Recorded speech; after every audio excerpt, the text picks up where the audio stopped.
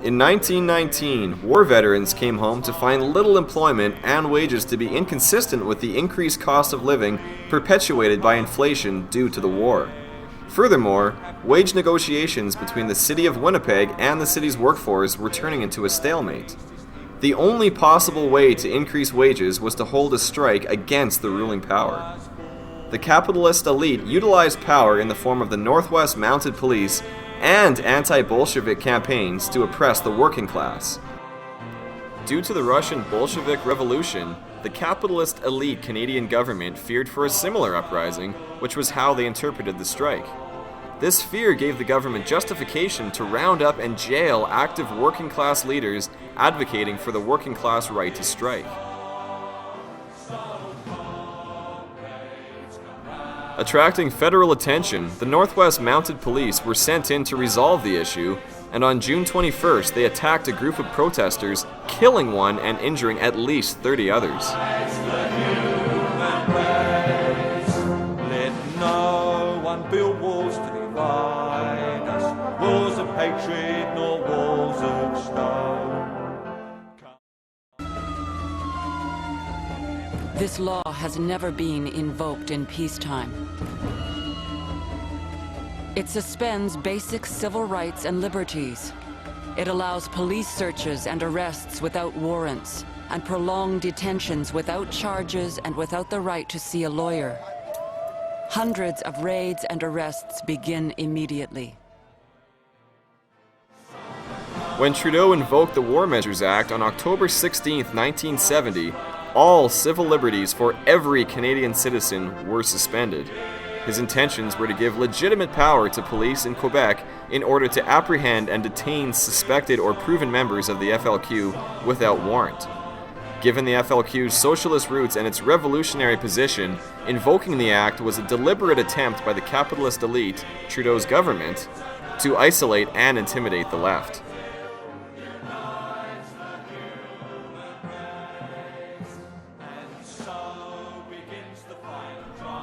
Prime Minister R.B. Bennett once said, "We will free this country of those who have proven unworthy of our Canadian citizenship." Over the last century and a half, immigration acts have been used by the capitalist elite to determine who is and who is not allowed to be Canadian in order to benefit the economy. It has been said in the best interest of the capitalist elite to conceive the immigrant as an economic commodity, especially in the case of the 1980s and 90s amendments. Over 700,000 Chinese immigrants landed because of their economic productivity, which has been valued in the billions of dollars. These acts also stratify newcomers into certain classes of immigrants beyond a simple determination of who's in and who's out. Essentially, the process of immigration has become Canada's process of classifying economic prosperity.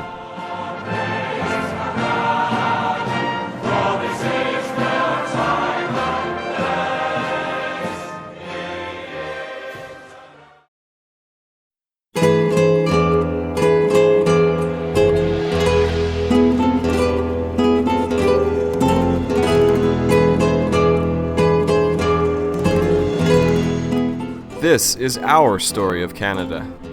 We are a country of immigrants. Those whose land this truly is are left struggling amongst us.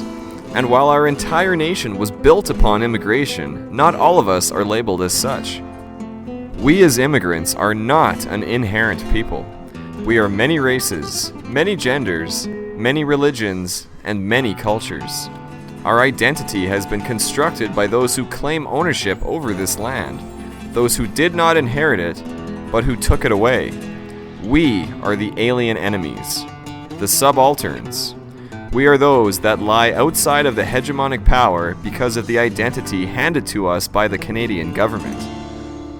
This story begins in 1815 with the Great Migration of Canada, also known as the Great Migration from Britain. Over the course of 35 years, more than 800,000 immigrants moved to Canada.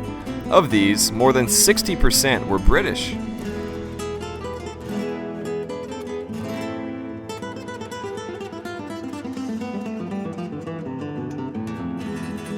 In the 1880s, with the decision to build and expand the Canadian Pacific Railway, more than 15,000 Chinese immigrant workers were hired for construction of the railroad in BC.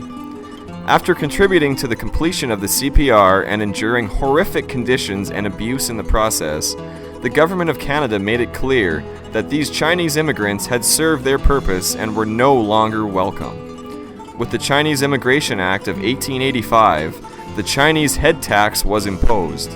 At this time, each Chinese immigrant entering the country was forced to pay $50.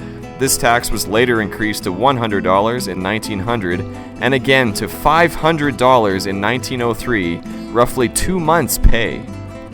The Chinese head tax was removed with the Chinese Immigration Act of 1923, an act that entirely prohibited further immigration of Chinese peoples. At this point, the Canadian government had collected more than $23 million from 81,000 head taxpayers. But the Chinese immigrant had done its service to the Canadian government and was no longer welcome. Although race played a significant role in whose immigrant status mattered and whose did not, the immigrant identity was not exclusive to non-white populations. Ukrainian farmers were amongst the initial settlers of the West, encouraged to immigrate and cultivate the vast prairie lands.